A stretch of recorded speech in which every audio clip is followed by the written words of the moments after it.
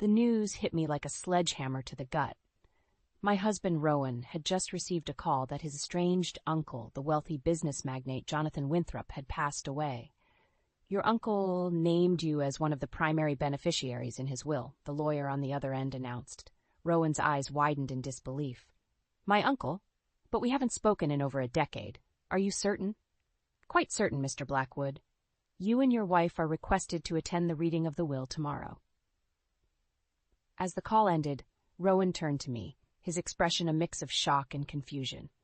"Alara, this could be our chance to turn things around. Uncle Jonathan's fortune could save our struggling business." I forced a smile, trying to mirror his cautious optimism, but a knot of unease twisted in my stomach. Nothing in life came without a price, and I couldn't shake the feeling that this unexpected windfall would demand a heavy toll.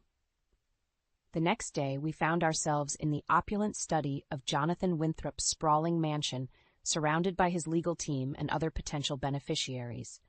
As the lawyer started reading the will, a hush fell over the room. "To my estranged nephew, Rowan Blackwood, and his wife, Alara, I bequeath my entire estate, including this property and all assets, on one condition." My heart raced as the lawyer paused for dramatic effect. Rowan squeezed my hand, his palm clammy. "They must take up permanent residence in this mansion for a period of no less than 1 year." A collective gasp filled the room, but one voice rose above the others, dripping with venom. "This is an outrage," Rowan's mother, Margot, spat. "That inheritance is rightfully mine. I'm Jonathan's only living relative." Her eyes locked onto me, filled with undisguised hatred. "This is that little gold digger's doing, I'm sure of it." Rowan stepped forward, his jaw clenched. "Mother, you have no right. Don't you dare take her side, you ungrateful whelp," Margot hissed, her words slicing like knives. The lawyer cleared his throat, attempting to restore order. "The terms are clear, Mrs. Winthrop. If Mr. and Mrs. Blackwood fail to meet the residence requirement, the entire estate will be distributed among various charities." Margot's eyes narrowed dangerously. "Mark my words, you'll regret this. That mansion and everything in it belong to me by rights.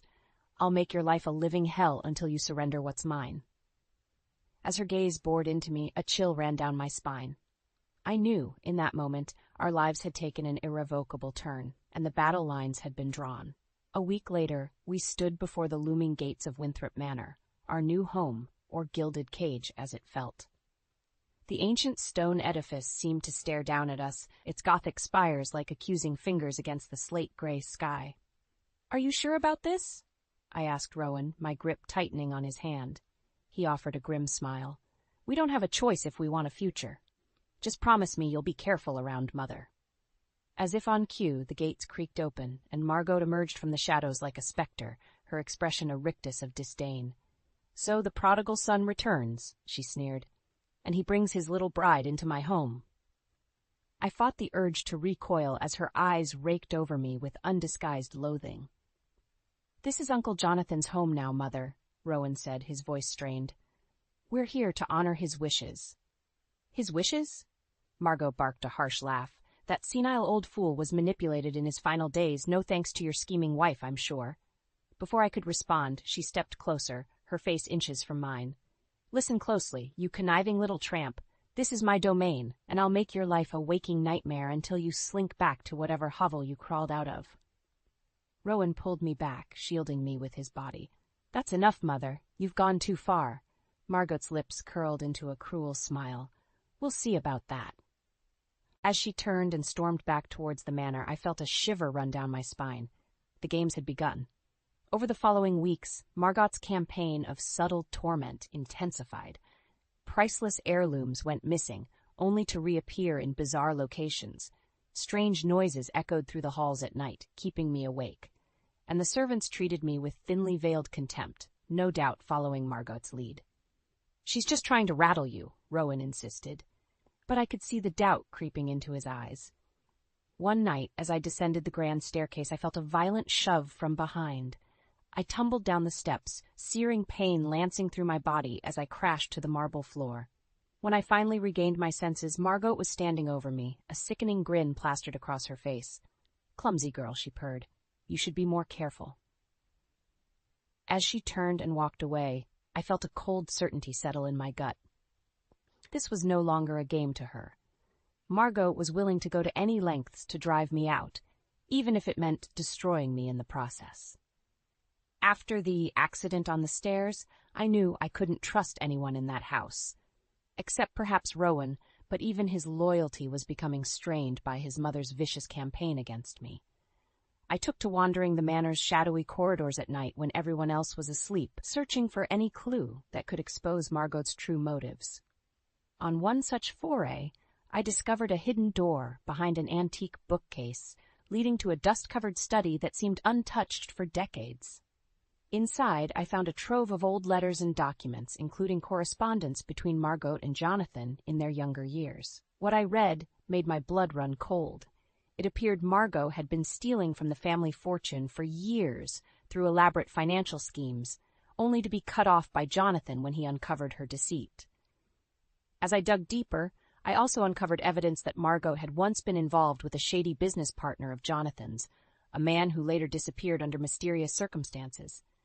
Had Margot gone so far as to have him killed to cover her tracks?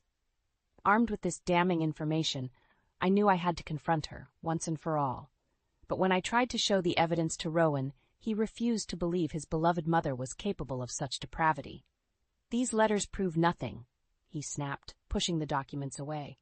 "Mother has been nothing but generous and loving her entire life. I think you're allowing your imagination to run wild." "Don't be a fool, Rowan," I cried, my frustration boiling over. "Can't you see she's manipulating you, just like she's been doing your entire life?" His jaw tightened, and I realized I'd struck a nerve. "Get out. I need some time alone to think about all of this." As I left him brooding in the study, a pit of dread opened in my stomach. Margot's web of lies was so intricately woven, so deeply rooted in Rowan's psyche, that I feared nothing short of a miracle could make him see the truth. In the days that followed, strange occurrences began plaguing me again. More missing valuables, eerie scratching sounds from behind the walls, and an increasing sense of being watched.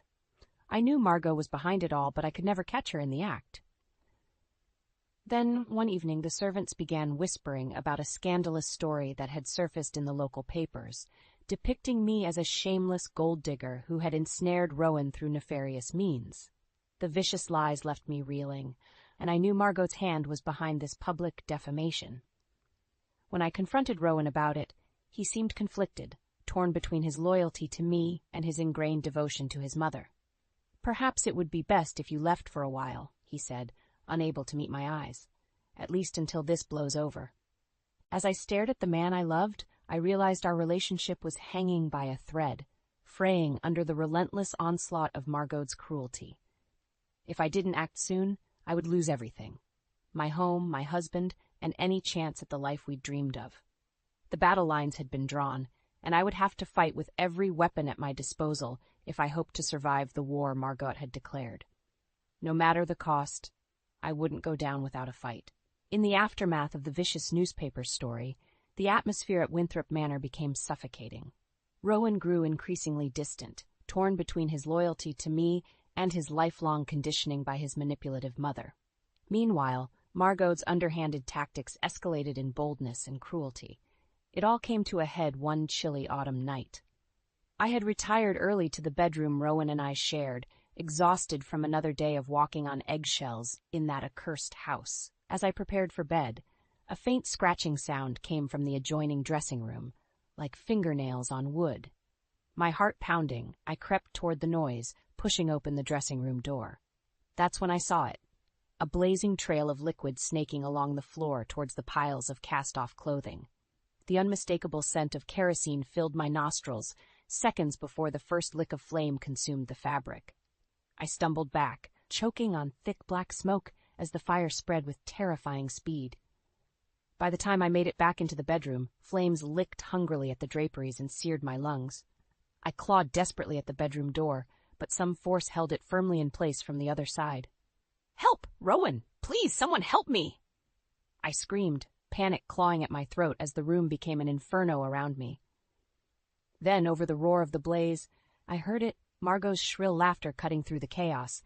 That twisted cackle would haunt my nightmares for the rest of my days. Just as the searing pain and smoke threatened to overwhelm me, the bedroom door exploded inward with a thunderous crack. Rowan burst in, soot streaking his panic-stricken face, and pulled me bodily from the conflagration raging within. I don't remember much after that, only fragments of being rushed to the hospital, bandages binding my scorched skin, and the vacant look in Rowan's eyes as he watched over me in silence. When I finally regained my senses days later, Rowan sat slumped by my bedside, his expression hardening as I recounted the night's events. "She tried to kill you," he muttered in a hollow tone, the truth he had been so desperate to deny finally settling in his bones. "My own mother." I took his hand, ignoring the sting of my blistered skin, and made him meet my gaze. "She has to be stopped, Rowan, before this goes any further." His eyes smoldered with rage and anguish. I know. But even then, as he said the words, I could see the fractures splintering his loyalty, the product of a lifetime's manipulation threatening to reassert itself. Margot's twisted lies had sunk their hooks in deep, and I feared they might never fully release their grip on the man I loved. Rowan pressed his forehead to my hand, his next words barely more than a pained whisper. "I want to believe you, Alara, more than anything, but without proof, without knowing the full truth of what she's done." He trailed off, and in that moment, I felt more alone than I ever had in my life, as if I were drifting helplessly at sea with no anchor to hold me in place. It was then that I knew I would have to take matters into my own hands if I had any hope of surviving Margot's vendetta and salvaging what little remained of my crumbling life. Whatever the cost, I had to find a way to expose that vile woman's sins before they destroyed me completely. After the harrowing ordeal of the fire, I knew I couldn't remain a passive victim any longer. If I didn't take decisive action, Margot's malicious games would consume me completely. Rowan's loyalty was hanging by a frayed thread, and it was clear I couldn't rely on him to protect me from his mother's ruthless machinations. In the depths of that long, agonizing night following the inferno, a newfound resolve took root within me. I would gather whatever allies and evidence I could to finally expose Margot for the vicious, conniving snake she truly was, even if it meant facing her darkness head-on. My first step was contacting the local authorities and providing them with the damning letters and documents I'd uncovered, detailing Margot's financial crimes and the mysterious disappearance of Jonathan's former business partner. While the police seemed skeptical at first, the mounting pile of evidence against her could not be easily dismissed. Next, I reached out to an unlikely source, Francine, one of the manor's longest-serving maids who had endured Margot's cruel treatment for decades. Years of pent-up resentment bubbled to the surface as I revealed what I knew of Margot's misdeeds. "That wretched harpy has had her talons in me since I were a young girl," Francine hissed, her voice thick with hatred. "Blackmail, threats, you name it. She's a right evil one, that's for certainty." With Francine's help, I began uncovering even more of Margot's sordid secrets, illicit affairs, underhanded business dealings, and long-buried scandals that she'd worked tirelessly to conceal. It became increasingly clear that her entire life was a meticulously constructed web of lies and deceit. However, the final piece of the puzzle remained maddeningly elusive, the key to unraveling her twisted scheme against me and exposing her murderous intentions once and for all. That crucial lead finally came from an unexpected source. Margot's own estranged younger sister, Emma, who had been ostracized from the family years ago. I received an anonymous letter from her, detailing a particularly vicious confrontation that had driven her from Winthrop Manor in disgrace. "Margot has always been rotten to the core," Emma wrote in a shaky hand. "Petty, vindictive, utterly consumed by greed and status. But you must know the truth about what really happened the night our father died, the real reason she turned on me so viciously." My hands trembled as I read on, the final horrifying revelation unfolding like a serpent unfurling its coils.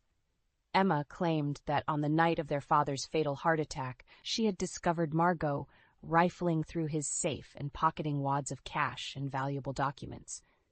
When Emma threatened to expose her sister's despicable actions, Margot had snapped, unleashing a torrent of vile accusations and threats that left Emma fearing for her very life. In that moment, I knew I held the linchpin, the damning evidence that could finally topple Margot's house of cards and reveal the true depravity lurking behind her meticulously crafted facade. Armed with Emma's testimony and the weight of everything I'd uncovered, I resolved to bring the full truth to light in a final, climactic confrontation. No more games, no more veiled threats or skirting the periphery of Margot's secrets. It was time to wield the power of her own sins as a weapon and cut her down to size once and for all. As I steeled myself for the impending battle, I could almost feel the gathering storm rumbling in the distance, heavy with the promise of reckoning. Margot's reign of terror and deception was nearing its end, by her own hand or by mine. The day of reckoning arrived sooner than I expected. I had summoned the estate's executors, the police, and a few trusted allies to bear witness as I finally stripped away Margot's veil of lies and deception. We gathered in the manor's grand hall, the vaulted ceiling seeming to press down with the weight of the impending confrontation. Rowan stood apart from the others, his expression haunted as he steeled himself for the ugliness to come. Margot swept in fashionably late, as was her style, her haughty gaze sweeping over the assembled crowd with a mix of disdain and bemusement. Well, to what do I owe this merry little gathering? She arched an inquisitive eyebrow at me. Don't tell me my dear daughter-in-law is hatching another pathetic scheme for attention? Cut the act, Margot, I spat, my anger simmering just beneath the surface. Your game is up. We know everything. For a split second, a flicker of uncertainty danced across her face before the mask reasserted itself. I haven't the faintest idea what you're raving about, you delusional little. Save your venom, I snarled, retrieving a thick manila envelope with a trembling hand. We have all the proof we need of your lies, your crimes, your murderous intentions. As I began laying out the damning trail of evidence, the letters, the financial records, Emma's testimony, Margot's expression shifted from derision to outright fury. Her eyes bulged with unbridled rage as each new revelation compounded the last. That sniveling, traitorous whore, she screeched when I revealed Emma's words. How dare she slander me with these absurd fairy tales? Rowan took an involuntary step backward, as if her outburst had struck him bodily. It was the first crack in his staunch denial, the first glimmer of realization seeping through. These are nothing but malicious fabrications, Margot raged on, turning her vitriol towards the executors and police. I demand you remove these despicable liars from my home at once. But they stood firm, unmoved by her bluster as the weight of the evidence became insurmountable. With an animalistic shriek of pure fury, Margot turned on me, her immaculately manicured fingernails hooked like talons. You ungrateful, conniving little snake, she howled, spittle flying from her lips. This is all you're doing, isn't it? You could never be content with an ounce of my generosity. Well, I'll see you utterly destitute and ruined for this, I swear on my life. In that moment, she seemed to swell to an even more grotesque, inhuman form, a twisted, wrath-filled harpy clawing desperately at the unraveling threads of her meticulously crafted lies. Rowan moved to intervene, to shield me from his mother's incandescent rage, but I held up a hand to stop him. I would face her unbridled fury and let it consume itself to bitter ashes. It's over, Margot, I said, startled by the calm resolution in my own voice. No more lies, no more manipulations. Your house of cards has collapsed around you, and this time there's no escaping the consequences of your actions. For a long, breathless moment, she seemed on the verge of unleashing another torrent of rage and denial. But then, something shifted in her eyes. The fight bled out of her, letting the mask slip just a bit to reveal the hollowed, broken thing that lurked beneath. As the police moved to take her into custody, Margot didn't resist. She simply sagged in on herself like a deflating husk and allowed herself to be led away in contemptuous silence. Only then did the floodgates open for Rowan. He crumpled to the floor in racking sobs, all the years of anguish and torment finally spilling forth. As I gathered him in my arms, I knew both healing and hardship still lay ahead. Though Margot's twisted games had been exposed, shattered shards of her poisoned legacy still remained, fractures that would take years to mend if they ever fully could. But in that moment, allowing the cathartic release to wash over us both, I knew we would persevere. Margot's tyranny had been broken, and from the ashes of her ruination, perhaps some semblance of hard-won peace could finally take root. In the aftermath of Margot's explosive unraveling, The consequences of her depravity unfurled like a wildfire, consuming everything in its path. The evidence we had gathered proved irrefutable. Records of embezzlement, blackmail, corporate sabotage, and even mounting circumstantial ties to at least one suspicious disappearance. As the full extent of her sins came to light through a highly publicized legal prosecution, the reactions from her once vaunted social circles ranged from shock and revulsion to a perverse sort of schadenfreude. Who would have thought prim-proper Margot Winthrop was really such a degenerate monster? I overheard one well-coiffed matron murmur to her companion outside the courthouse. She always seemed so genteel and refined. Just goes to show you never really know someone, do you? For her part, Margot embraced her infamy with a sort of deranged defiance, lashing out with unrestrained vitriol at every turn. It was as if, now that her facade had been irreparably shattered, she delighted in flaunting the full breadth of her depravity. "You imbeciles have no inkling of what I've sacrificed to maintain our family's status and legacy," she screeched during one courtroom tirade. "You're fortunate I didn't have the lot of you disposed of the same way as that sniveling worm Jonathan's partner."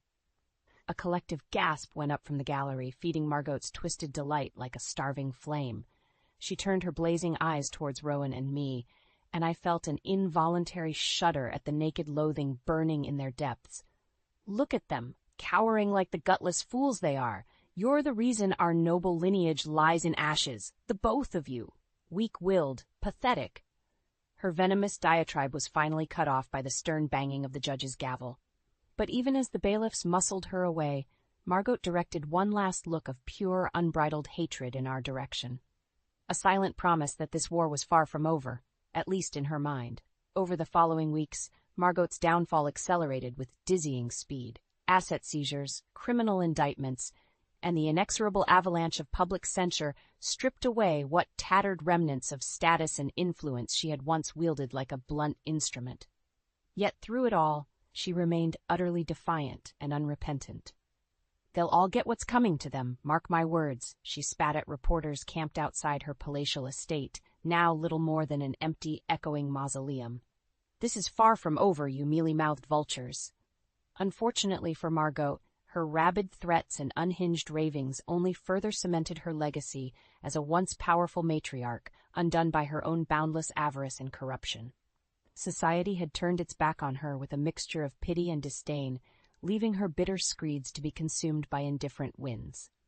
On the day her sentencing was finally handed down, a staggering array of charges resulting in a harsh multi-year prison term, Margot unleashed a final, unrestrained torrent of malice.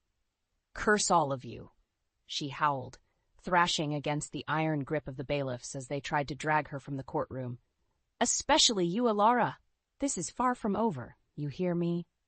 I'll have my revenge if it's the last thing I—" Whatever final, dire imprecation she intended was cut off as she disappeared through the door, the slam of iron against wood echoing through the court like a grim period.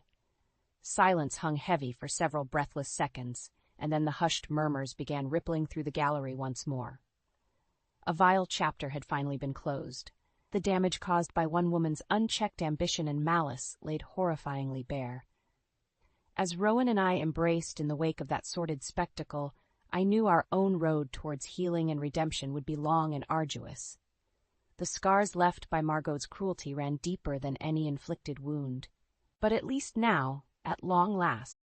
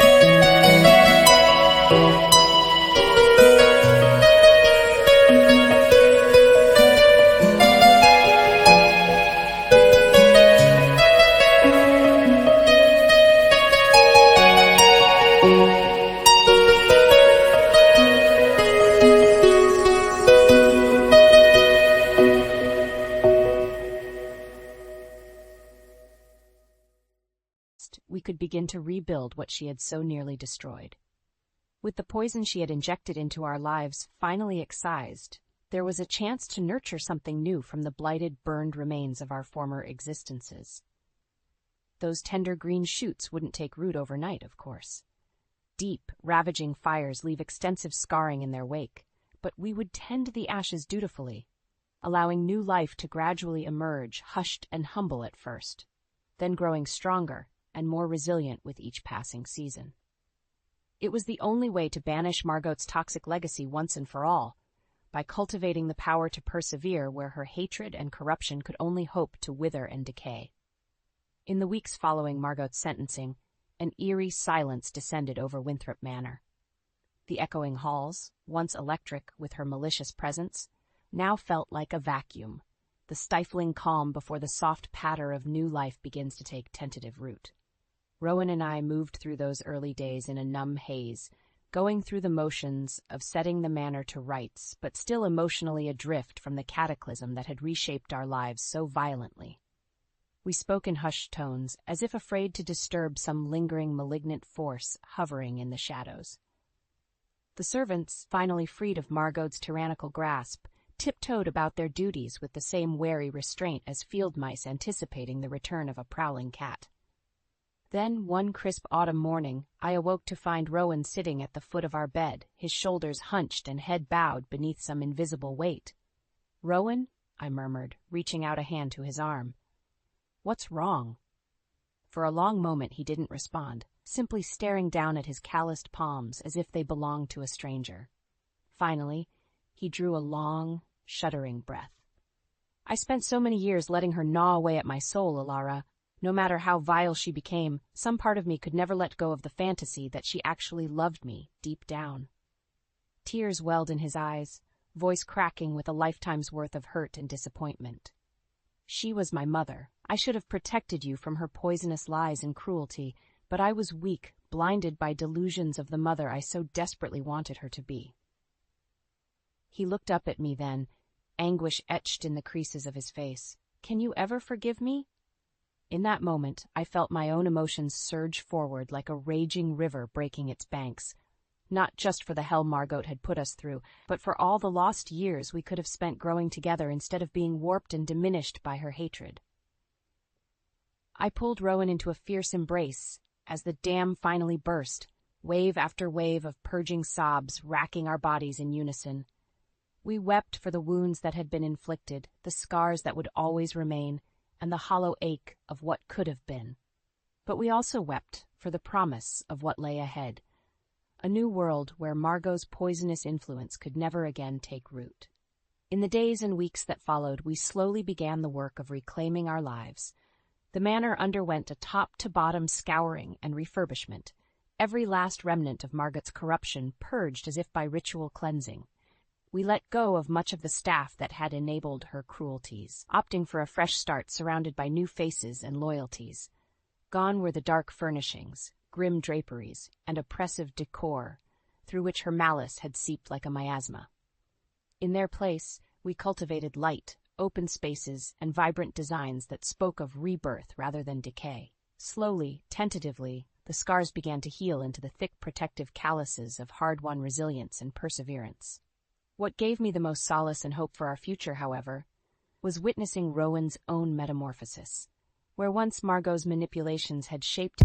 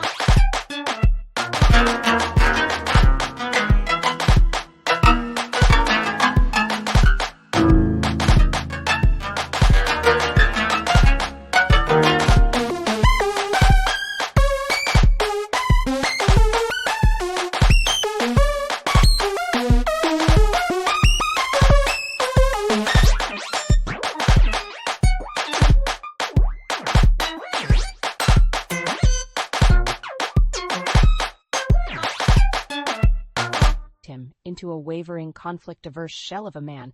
Now I saw an indomitable pillar of resolve and integrity taking form. Gone were the haunted looks and furtive self-doubts. In their place stood a man embracing his role as master of his own destiny, unbowed by the specter of his mother's grievous wrongs. 5 years after Margot's ruination, Winthrop Manor had been virtually rebuilt from the ground up, retrofitted into not just a home, but a nexus for charitable endeavors aimed at empowering those who had once suffered as we had. Battered women's shelters, youth outreach initiatives, counseling programs, all thrived beneath the roof once shadowed by malice and oppression. We dedicated our newfound resources to cultivating the kindness and goodwill Margot had sought so voraciously to extinguish. And though I knew her poisoned roots would never be fully extractable, watching the fruits of our rebirth blossom with each passing year was the greatest victory I could have hoped to wrest from her clutches. On the eve of the annual charity gala we hosted at the manor, I caught Rowan staring pensively out the window towards the vast Sylvan estate grounds, a pensive smile playing across his weathered features. "Do you ever think about her?" he asked without turning to face me. "About your spite for Mother, I mean?" I considered the weight of his question for a long moment before answering. "She doesn't haunt my thoughts much these days," I admitted. Not out of spite or indifference, but rather resolve.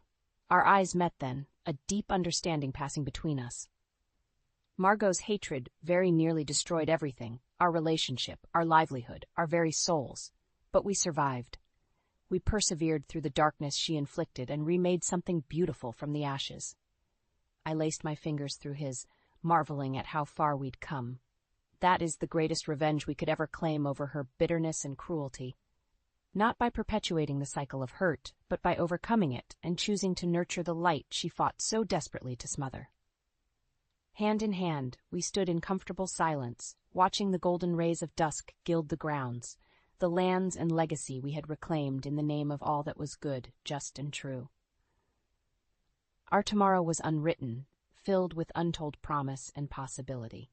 But I knew, without a shred of doubt, that whatever challenges lay ahead, we would meet them as we had every other, overcoming hate with love, healing old wounds, and ensuring even Margot's darkest of legacies could never take permanent root.